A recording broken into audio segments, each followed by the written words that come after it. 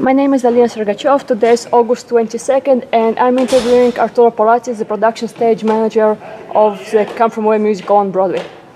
Thank you so much for having me here today. Thank you. First of all, can you please tell me how did you become involved with the theater? Well, I've always loved the theater. I was taken to Broadway shows when I was very young, in particular in my teens, and I just love live performance, particularly musicals. And so I thought I wanted to be in them. So in high school I was an actor, and I played around with that, and then I went to college thinking I was going to be an actor, but there were many more talented students than I. So I was like, I still want to belong, and I sort of shifted over to work in scenery and lighting and props, and next thing you know, I'm like, I really like being in the middle of it all. So I started stage managing in college. And, that told me that this is what I want to do. I want to be in the middle. I want to be like a cook, bringing all the ingredients together and making sure that it's all going to come out just so. And can you please explain to me what's the difference between the production stage manager and stage manager? Well, in Actors' Equity, the union contract, there's a stage manager, first assistant, second assistant. Publication-wise, in a program, we say production stage manager as the head stage manager. The first assistant becomes the stage manager in title, and the second assistant becomes assistant stage manager. It's just the way we've been doing it all these years. But it depends on what the team has set up. Now, my team, I'm assisted by my partner of many years, Gary Nicholson, who's a wonderful ASM for me, but he's a production stage manager himself. So he thinks like I do, and he thinks for me on a lot of things. He's like my conscience as I go and make other decisions. He handles all the communications, for instance, sending emails out and sending the reports out and things. And I will be dealing with rehearsal schedules and press events that happen around the show. The assistant stage manager, she has been relegated to keeping up our files and maintaining our spike marks and props. All of us call the show. That's important on my team. Everybody needs to know how to call the show. And basically that's how we're set up. We can go into depth more, but that's how my team is set up. Some other teams, maybe the production stage manager may do all the reports, and maybe the stage manager just calls the show. Every performance, it's different. And what do you mean by call the show? Calling the show. Well, as you know, when you go in, you sit in the house to watch a show, the house lights come down, music plays, the lights come up, actors enter, scenery changes. That's all cued by one person, the stage manager. The stage manager is telling the crew when to do what they have to do. So we're basically affecting the crew, making sure that everything happens on time, within the music properly, or within the actor's blocking. It's basically conducting the technical elements of the show. And where do you actually sit during the show? Well, most of the shows on Broadway we call from backstage. We happen to be stage left here. It differs in different houses, depending on where dressing rooms are, or where the power side of the stage is, where you have the house lights and you maybe have the house curtain run from. Some theaters demand that you call from the front of house. I like being with the stage because I'm closer to the actors and the crew, and when problems arise, I'm more available than being separated by a moat of audience when I'm sitting in the back or up in a booth. And then I have to rely on other people to give me the information, where I can actually get more information sometimes by actually seeing what's going on.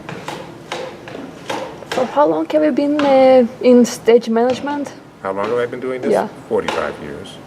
And wow, that's a lot of time. And Well, have you noticed? how did the computerization change your job? Well, that was interesting because when I was stage managing, we were still very much analog and manual. It was interesting to go through the change and understand how the computers were working. I mean, the earlier computers, sometimes they would get a missed or a mixed signal in the brain there, and then next thing you know, the computer's like, well, it doesn't know what to do, so it throws all the lights up, and then you watch the entire lighting grid just glow, glow, glow, and you're like, what is going on? But that has gone by the wayside. That happened in maybe the first couple of months when we were doing computers, lighting computers, at least in my experience. But the computerization is pretty marvelous now. I mean, it's really to get things down so precise, and our show particularly is very, very precise with our blocking and our lighting specials and with our turntable rotations. It's all very precise and to the music, to the rhythm. And computerization is a really, really good thing. It gives you consistency, as long as the people who are running it are consistent, of course. But there's less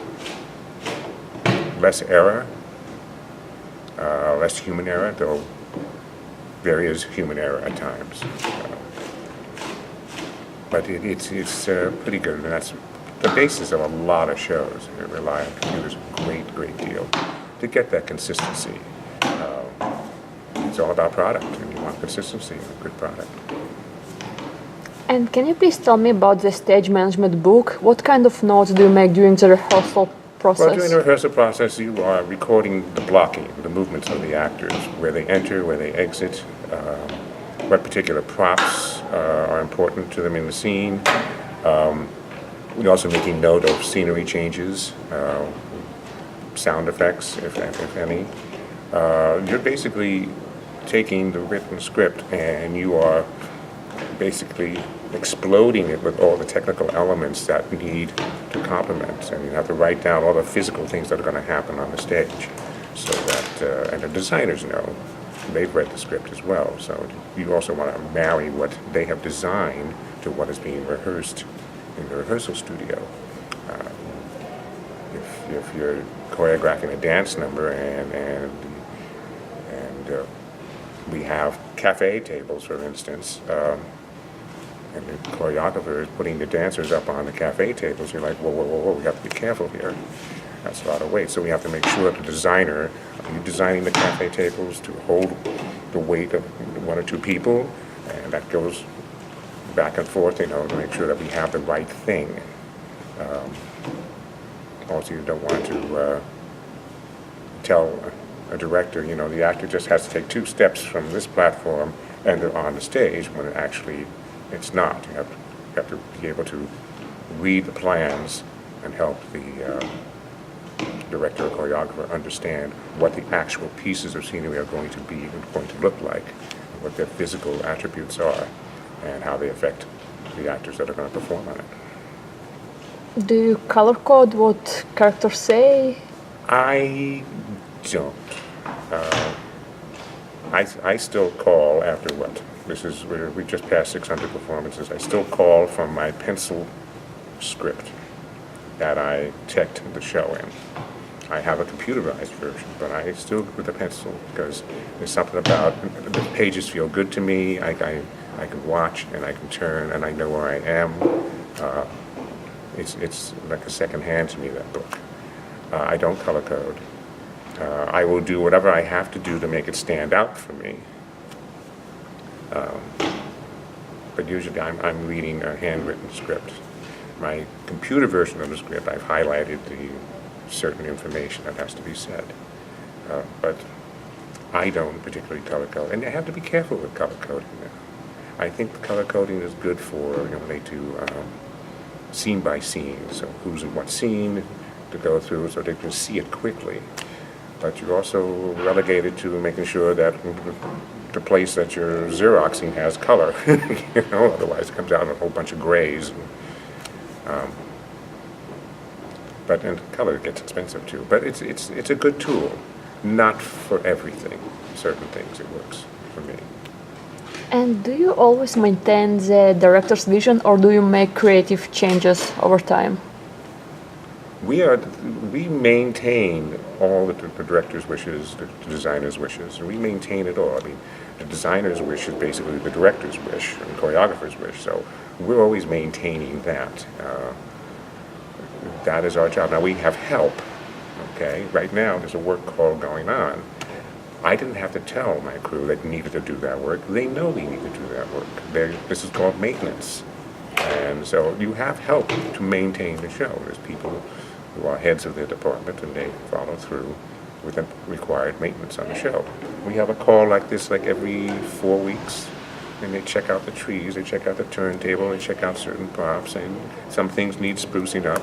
But that's what's important, maintenance. And that would be the director's vision, of course, to make sure that the show is as good as the opening day, if not better. I mean, the shows get better and better as they go, because the rhythm is there.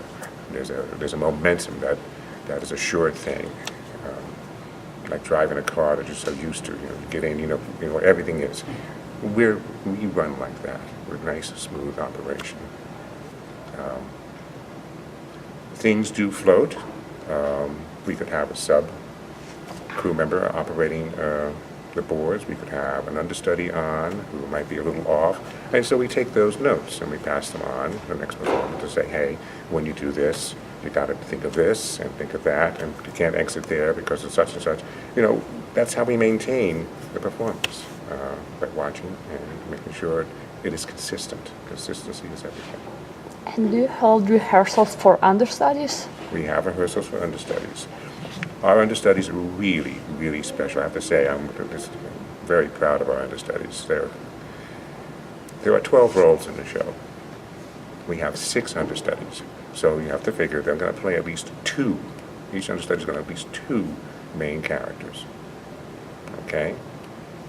But if the 2 that one person is covering, if both actors are out that have these roles, they can only go on for one role.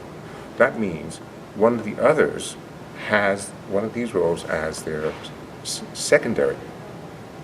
So each of my standbys have 5 roles total, 2 main and 3 secondary, so that we have the flexibility of making sure we can cover all the roles. The understudy rehearsals are very particular. We step through everything when someone's learning, because it's really about the chairography, as we call it, and moving tables and who passes what prop, whether the garment is on or off.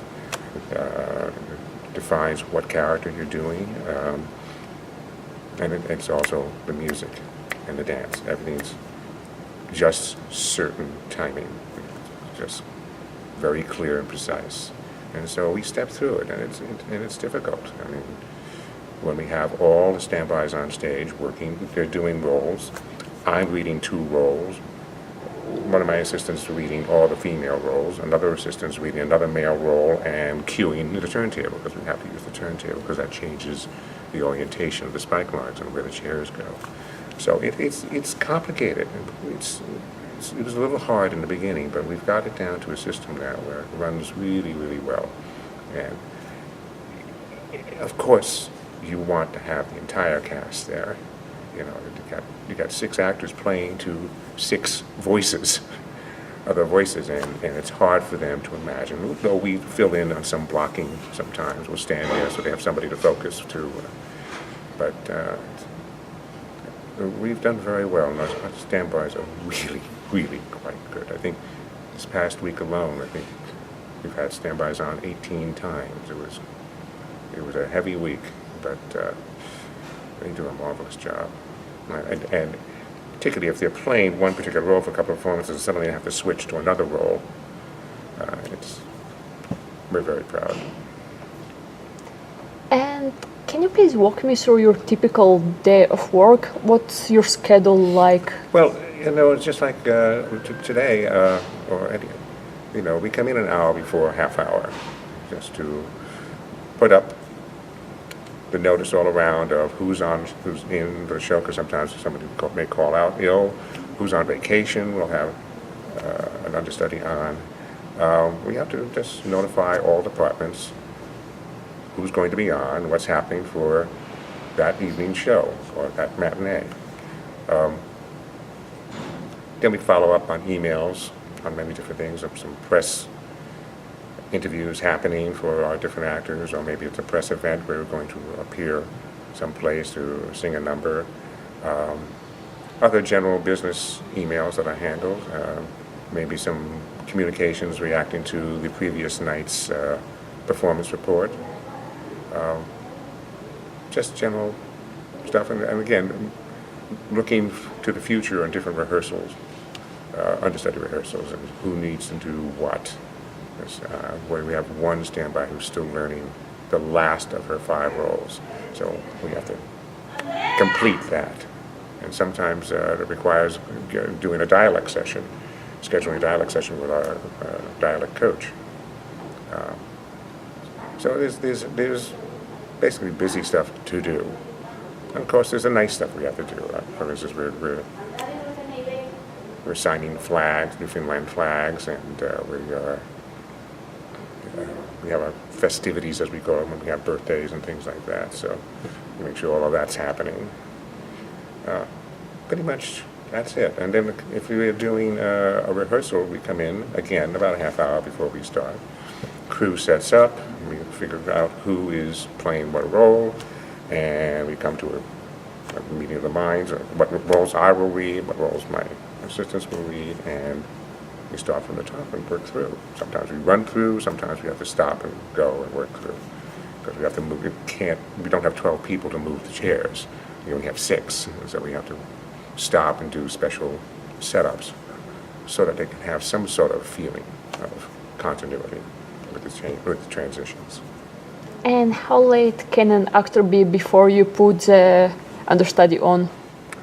Well, technically, when an actor does not show up at half hour before the curtain, technically you have the right to take him out of the show. Now, we're always, we have subway troubles, we have different things happen out there.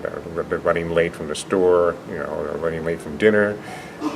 We're going to hold. We're not going to upset everybody if we're holding for 5-10 minutes.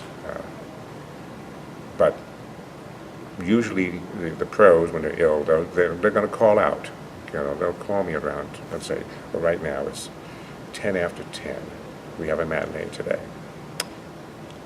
Now, until about noon, I could hear from somebody saying that they really can't do the show today. And there's plenty of time for us to let everybody know who's going to do what. But technically, we've had that problem. It's kind of short notice because of train trouble. Somebody's at a station that's 5 minutes away, but then the train's never going to move, and they're going to take the train back uptown, and they can't get off the train, and so we basically, they'll say, I'm never going to make it, and take me out of the show, and so we do. And those last-minute changes have happened.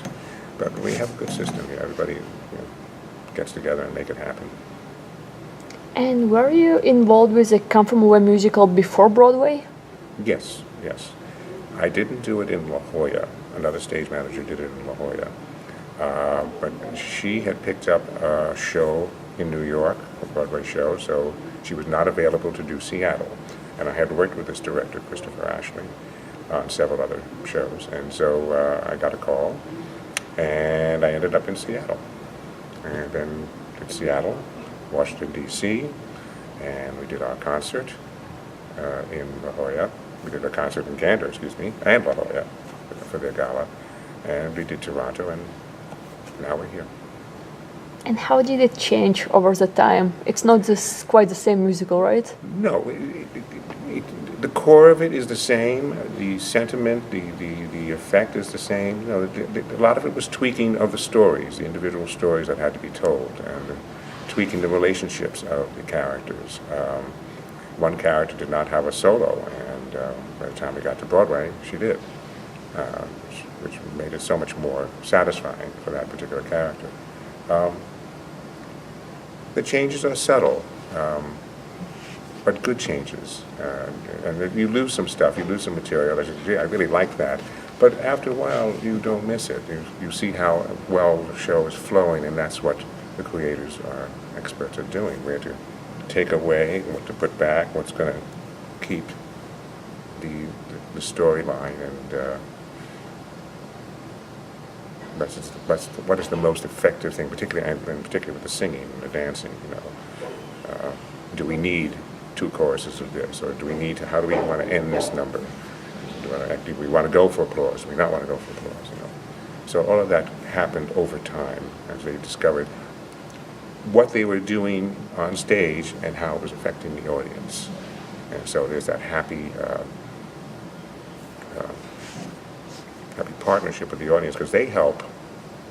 You get a feeling from them how it's going, and the creators are very attuned to that. I wonder, how do your key responsibilities change during different stages of production? For example, a director usually leaves after the opening night, right? Right. So what is it like before and after he leaves? Well, before, it's great to have your director and your choreographer in-house, because, you're helping them build their show, and a lot sits upon you and the crew, the crew heads, and my associates, because we want to do for them, particularly for our director, won Best Direction, and we're all very proud of that, and we want to keep his vision going here. The change is, we have an associate director and we have an associate choreographer. So again, I have help. They are in 2 or 3 times a week to view the show and take notes. So I will see something that's happening on stage, and I will, send an email to them. By the way, this is happening. Do we want that, or this has fluctuated? Did we make a change? We have a very good open communication there, and they're here to help to stand by rehearsals as well. So we're more on our own. The responsibility is the responsibility is major, but as I said, we are. This is what our profession is. This is what we do. We have a product, and we maintain that product. And if the product is maintained well, audiences will keep buying the product, which is what commercial theater is about. So I don't feel a big difference when the director is gone, because I have the associates there, the associate director, the associate choreographer. There's always somebody to go to when there's certain things that I can't answer. Otherwise, many times when I've been on my own, we'll take it so far, and then I would try to get the director to come back when they're in town and say, listen, this is what we've been doing with the understudy, and these are the notes, and can you stop by and take a look? And sometimes the director will do that, and give his blessings or not. My associate director and associate choreographer on this have been very, very hands-on. I've had some associate directors I would see like maybe once every 2 weeks. And that's not like us. We're a little more. We have much more active associates dealing with the show. You mentioned that the director called you about this job. I was wondering, in general, you're hired by the general manager, right? So director has... The general manager does, yes, but directors have stage managers they like to work with. I've gotten a call to do something this past fall from a director. She told me she wanted to do it, but she had a general manager call me to make sure that the dates and stuff would work out, and I had to decline. But also the general managers sometimes just call you up and say, I have a project, we need a stage manager. Yeah, it's either the director or the general management. Or the producers too. Sometimes you work with a producer. Many of the producers work with the same general management company. But yeah, that's how the job comes through sometimes. What advice would you give to someone who is interested in stage management? It's a difficult job.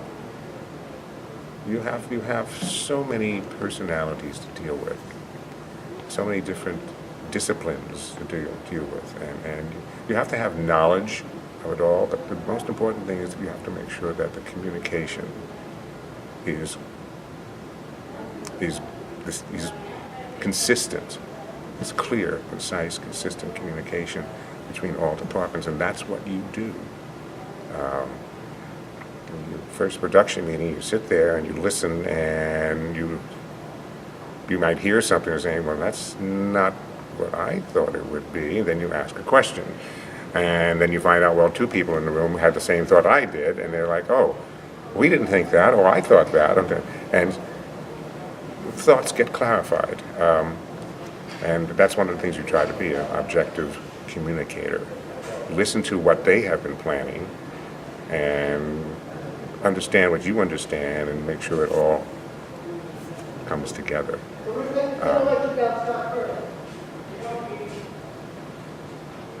Aside from calling the show and understanding how things work and running, it's really about understanding the people and how best to create an environment that is conducive to creativity. And how do you get started? Do you need a degree from a particular program? Well,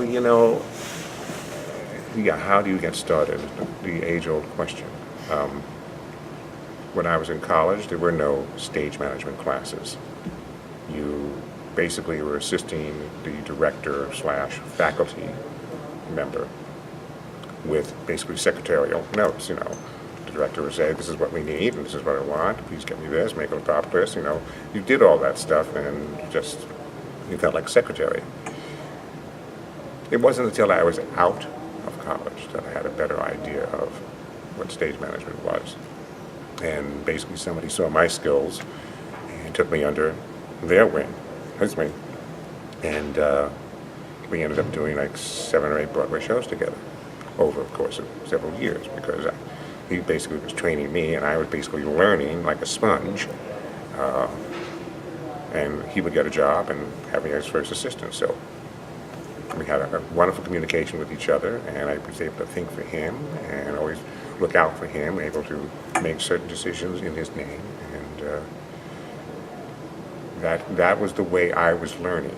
Now we have stage management classes, and there are many great stage managers, professionals who are out there teaching those classes, which is great because you really want to have the experienced teacher to talk about it, because it's a special animal, stage management. I recommend that students, if there are classes available now, I recommend that they do go to college and take those classes and learn, because college that's what you're there for, to find out, to learn, and make the mistakes. Not that we don't have the mistakes out here in the professional world, we do. You just get paid more. But you want to learn there, so if you have a good foundation, when you come out, you're going to get hired, you're going to work. Yes, you're going to make some mistakes. I make mistakes. After 45 years, it's non-ending, the learning of this business, because there's always new people, other views, and progress. As I said, we used to do things all manually, now it's computerized, and all that has changed how we work. And so it's important now, particularly with the technology advancing as it is, that the students go to college, get foundated in that before they come out here.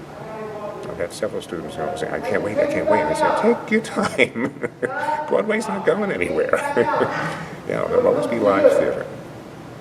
And do you think you need some acting experience in order to become a good stage manager? You should have. You should have some acting, take some acting classes to understand what the actor is going through. It doesn't have to be advanced acting. Just understand, put yourself out there and understand what it is. I mean, I marvel at what many actors do. That they can turn a phrase just with some simple direction from the director. I mean, they are tools of the director. If the director wants something out of them a certain way, he knows the actor can do that. He'll take the actor there, and the actor has to trust the director that this is the right choice. It's wonderful to see actors and directors come together and see how things are discussed and things are just maybe 2 words from the director and a whole new nuance comes onto the actor and they change something and it just becomes an enlightened moment. And so, as I said, a good stage manager will have a sense of that. They should have a sense of all the different departments. You know, I may not know the names of all the instruments, but you do need to know whether they're supposed to be on or off. I've noticed that both you and your mentor Steven Zweigbaum, sorry, I'm not sure if I pronounced the last name correctly. He was the gentleman I first started with, Steven Zweigbaum, yes. Both of you have received the Stage Managers Association Deluge Award for Lifetime Achievement. Yes, that's because we've lasted this long. Yes, we're very proud of that. Can you tell me more about it? Like, what does it feel like to receive this kind of award? Well, it is overwhelming when you have the respect of your peers for the work you've done. You know, stage managers understand what stage managers do the most. I mean, producers, general managers, they do understand what we do. Stage managers many times are not appreciated, or they're not remembered, and you sort of get used to that. But the fact is, to have the recognition is important. And it does mean an awful lot to me when a director, a choreographer, or a lighting designer sits down and said, "Thank you." You know, those 2 words, with sincerity, you know, given to me, that I really appreciate. And I've gotten it from some of the legends in this business, which makes me proud. But that's, you know, there's no Tony Award. Okay. But so the Del Hughes Award was something special by the Stage Managers Association, and somebody owns it now. fixing the turntable, making the adjustments with the motor. No, it was to give recognition to stage managers, particularly those of us who have been around for a long, long time. There are a lot of really bright stage managers out there who really deserve all the good work that they're doing, the accolades for their good work. And I'm proud that they're my friends and colleagues. What's your definition of success or failure? Success. Working. And people wanting you to work for them. That's successful. I worked with Christopher Ashley on Xanadu. And then at one point he asked me to go work on Memphis. So we worked on Memphis. After that I got to do 2 other shows for him out in La Jolla. Being asked to do is to me success, because they appreciate what you do, what you can bring to the table on a project. And here I am, the same wonderful director on a marvelous show. And I can't think of a show better than this at this point in time. That is success, you know. And to have the respect of your cast and crew, the people you work with, That's important. And failure. And what? Failure. There's never really any. Failure is too strong a term. You can make mistakes. You can make some bad decisions, and you're like, well, there's always that. But I think the successes outweigh the failures, as you put it. And there were some jobs that are just like, this is really awful. But you don't compromise your professionalism. You still deliver. And whether I'm being paid, $1,000 a day, or I'm being paid $250 a day, I'm still going to deliver on what job I'm being asked to do, because I've accepted the terms, and so I'm just going to do the best I can on the job. So I don't think of it as failure. I think of it as mistakes here or decisions that could have been better made. How's that? Makes sense. Good. What do you think is the most common misconception about what you do? I think the misconception, many times, I think we're seen more as management, and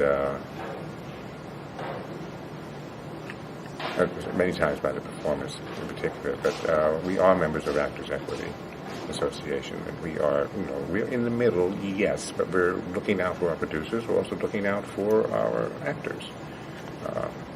We want to make sure that everybody is doing right by each other. Well, the audience sits there and they see the performers. It's always the performers. Rarely do they think about the crew. I mean, they see there's lights and there's things that happen, but I think as a rule, they don't think about the crew that's working behind, making sure things are happening. And stage managers, it's the same way, because stage managers are part of the crew. We are forgotten in general, but not by the most important people, our producers, our cast of crew. I mean, we all know what we do, and we are happy to do it.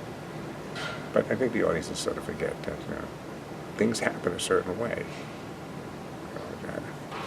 Like anything, there is a machine of working people in different departments, making sure that it all goes smoothly.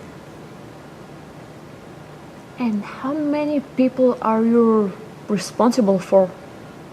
Like, how many people are you in charge of?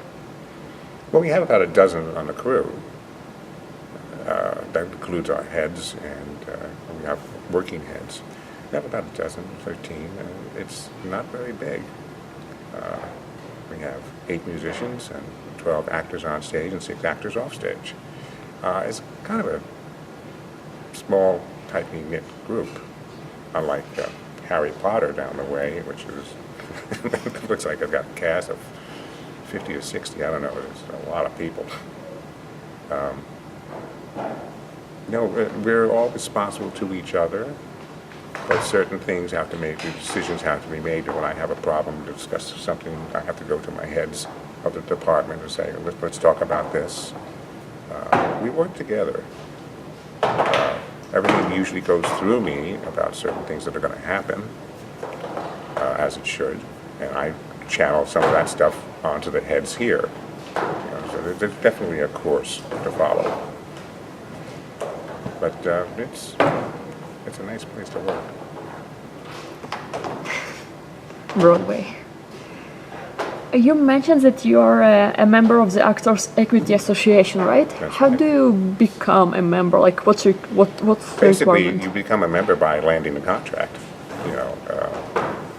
That's really if a producer wants to hire you and it's an equity contract, you go to joint equity. It's as simple as that. My first equity job was stage managing a summer stock tour of Hair. I was an equity member before that, but because I was going to do the tour, I was hired, I became an equity member. And I had to look out for the welfare, the well-being, the welfare of my actors, and as we traveled different places, making sure travel rules and rehearsal rules were respected, and it was great learning, great learning. What do you like the most about your job? The What are people. some pinch me moments, or I don't know? Well, pinch me moments. Having worked with some really, really spectacular legends in the business, be them designers, directors, choreographers. The experiences, those experiences are terrific. I mean, I can name drop, but the fact that you find yourself in a room with people that you've admired from afar, maybe on television or whatever, but you admire them from afar, and then you're just watching them work, and you're getting to appreciate them differently. That, you know, what you've been seeing is a finished product, as it were, on TV, where you're now experiencing how they make that finished product, how they develop. And that's what is so wonderful, because it is live, it's enriching,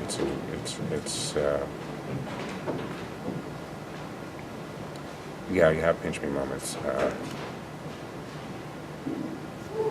We're doing Liza Minnelli, stepping out at Radio City Musical, and we only rehearsed her second act, and we had to rehearse the first act. And the director, choreographer, Susan Stroman, said, tomorrow you'll go in the other room with Fred Ebb of Candor and Ebb, and sit down with Liza and let's work out what the first act's going to be. I am in a room who should go down as the with a second piano greatest player, football coach in history. Fred Ebb of Candor and Ebb, You know, I think that and Liza give it Minnelli. to Doug. And she's doing repartee and singing songs and discussing with Fred Ebb what's going to work, what's not going to work. And so they're having, and I'm like sitting there recording this information and realizing Fred Ebb, Liza Minnelli. Another time in a meeting, there's Terrence McNally, Graciela Danielle, Cheetah Rivera, and me. Pinch me. Those are great moments in your career, and I've had many of those. My first professional jobs, I was still in college. I was working with Sammy Davis Jr. Oh my God. There are a lot of pinch me moments that you get to appreciate.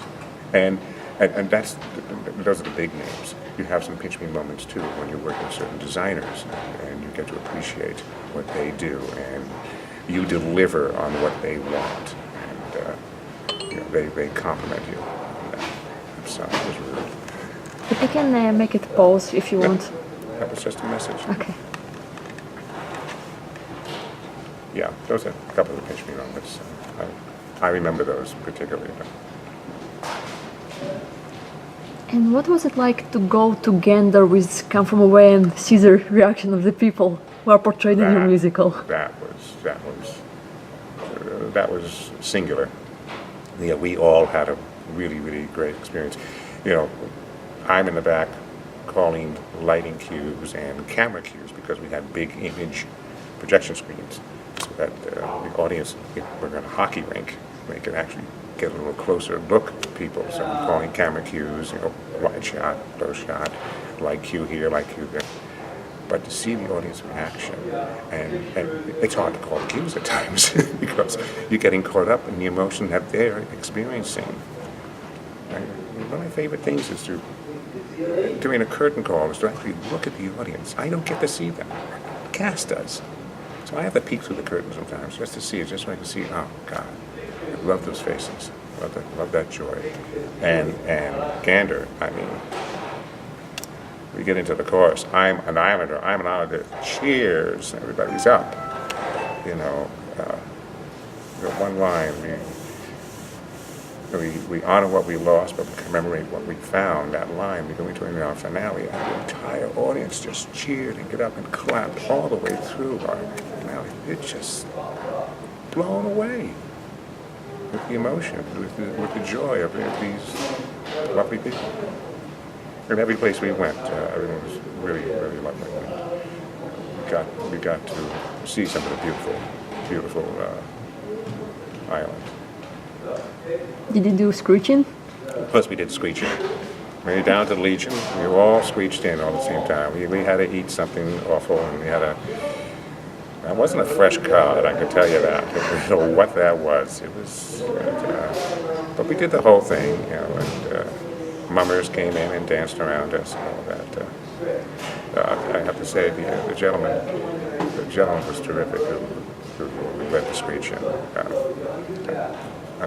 Sorry, I forget his name. I have a certificate. His name's on the certificate, but it was quite a lot of fun.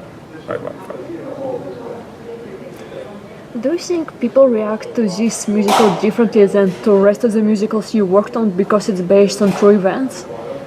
Or is it the same or less?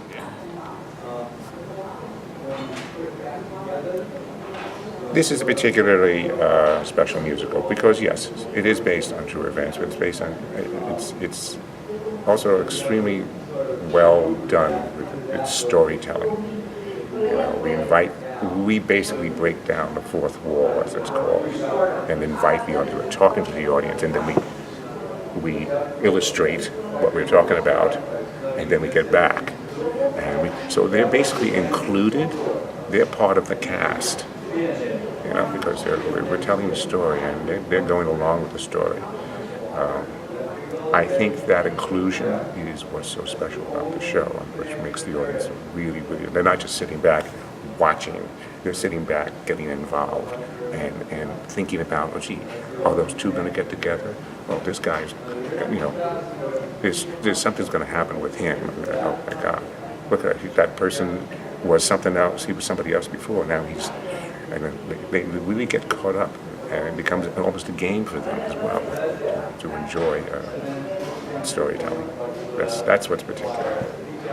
How many times a week do you watch this show? I'm sorry? How many times a week do you watch this show?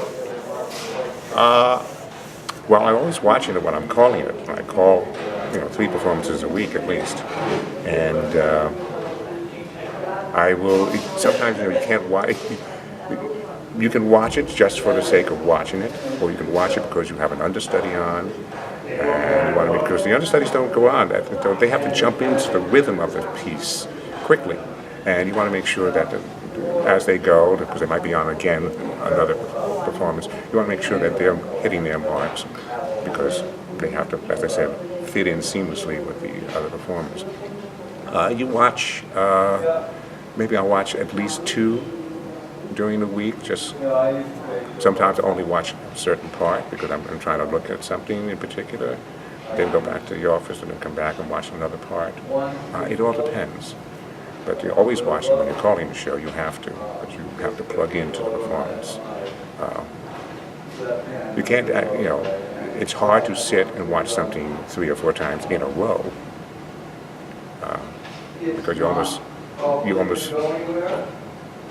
hear things that really didn't happen because you're so used to the rhythm of it. So I like to break it up. The other night I sat up there and watched the entire show, beginning to end. So it was from a different place. I don't usually watch there. And it was refreshing to see because a lot more things get revealed as they go through, and I'm like, oh, I didn't realize that, or well, that's interesting, and I'm understanding something about a light cue that I didn't realize before. It's maybe 3 times as I call, and maybe 2 to 3.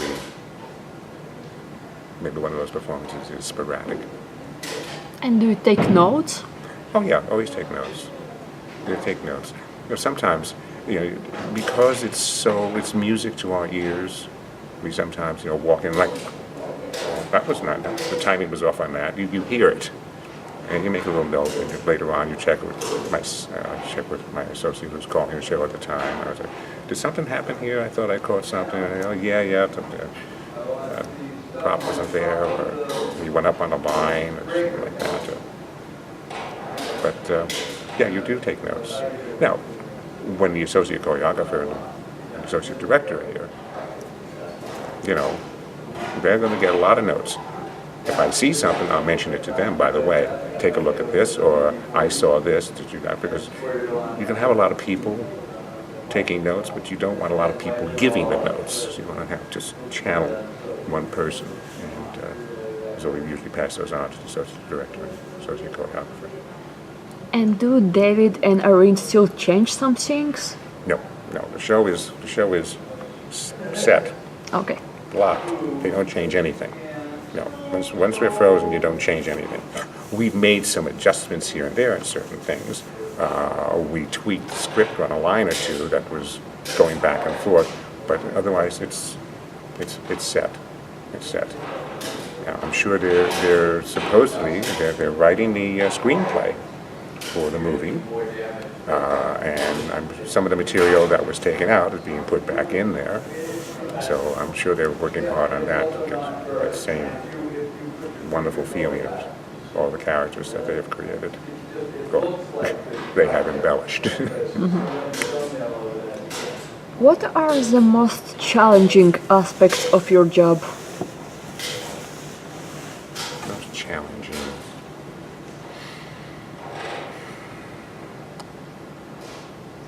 Well, after a while, it's not so much. It's a hard question because I'm used to doing this. You know, someone calls me up and we're going to do the opening ceremonies at the U.S. Open. I'll be like, oh, okay. You know, so I start having a meeting to figure out what that entails. The challenge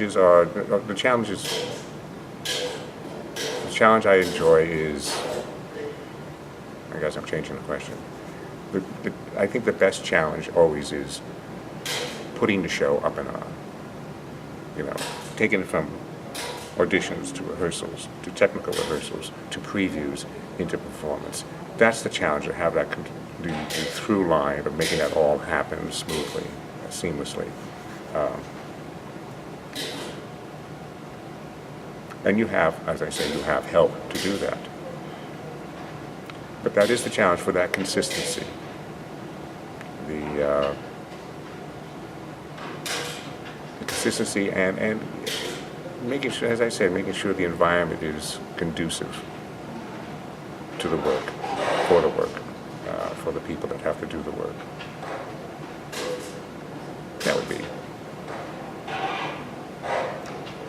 Can you maybe give me some examples of the most stressful situations that you had to deal with? Stressful situation? Like, you know, so students will get the general idea of what they're getting into. Well, you are in. This is live performance.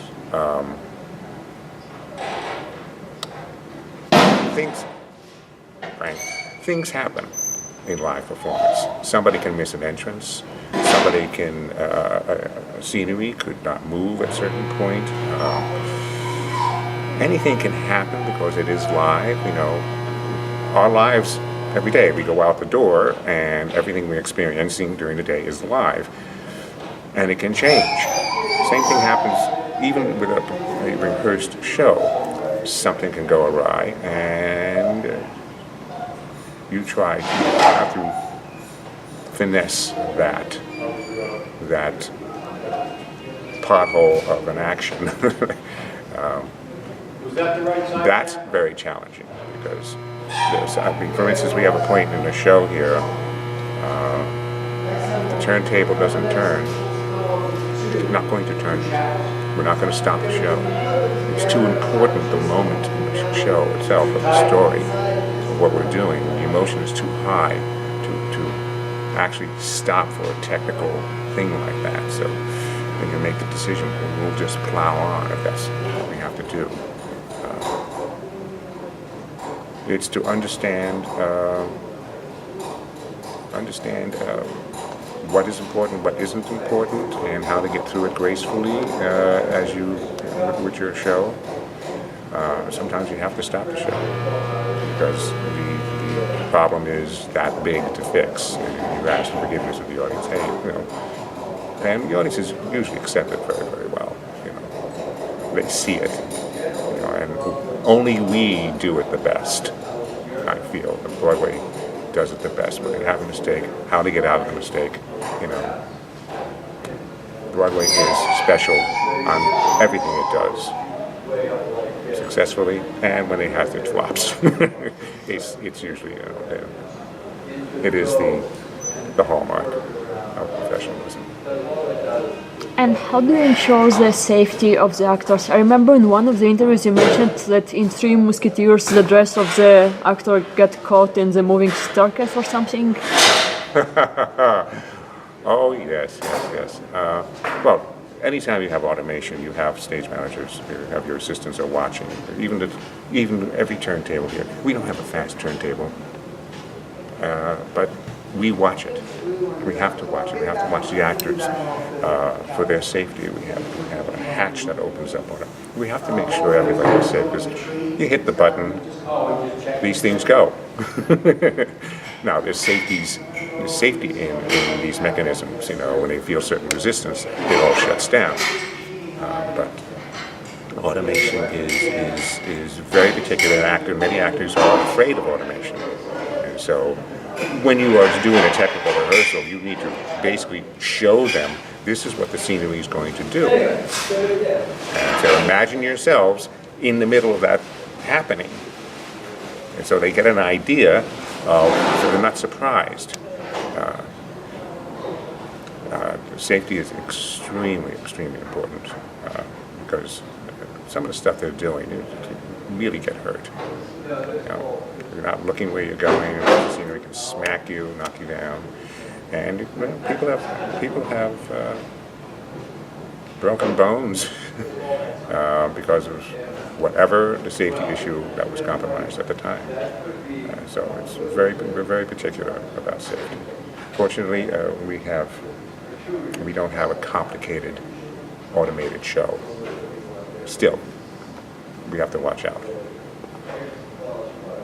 Do you think it's more difficult for women to be actors, especially nowadays when everyone is talking about Me Too movement and sexual harassment and stuff like that? It's more difficult for women to be actors or stage managers?